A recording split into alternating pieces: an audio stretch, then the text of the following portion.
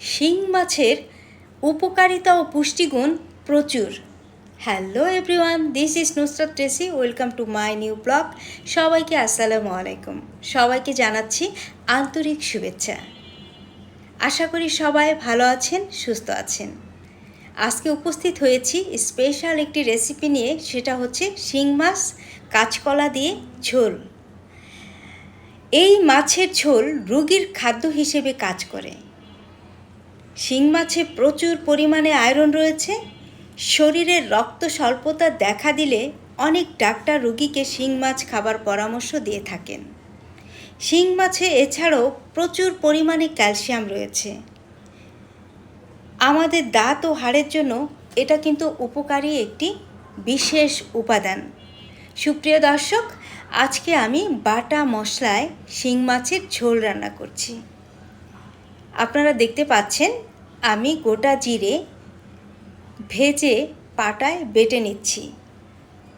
আমার নানি দাদির হাতের টেস্ট পাওয়ার জন্য আমি প্রায় সময়ই এই বাটা মশলায় রান্না করে থাকি। আর এপাশ দিয়ে আমি শিং মাছ এবং কাঁচকলা খুব সুন্দরভাবে কষিয়ে নিচ্ছি। অ্যাড করে দিয়েছি 2টো কাঁচামরিচ। সুন্দরভাবে আলতো হাতে নেড়ে চেড়ে এই শিং মাছ আমি কষিয়ে নিচ্ছি। এবার ঝোলের জন্য পানি অ্যাড করে দিব। মাছগুলোর উপরে তেল চলে আসছে। সুপ্রিয় দর্শক, আমি বয়েল করা পানি অ্যাড করেছি। আমি প্রত্যেকটা কারিতে বয়েল করা পানি অ্যাড করি, বিকজ এতে করে তরকারির কালার, কনসিস্টেন্সি ঠিকঠাক থাকে। গল্পের ছলে হয়ে গেল আমার শিং মাছের ঝোল রান্না।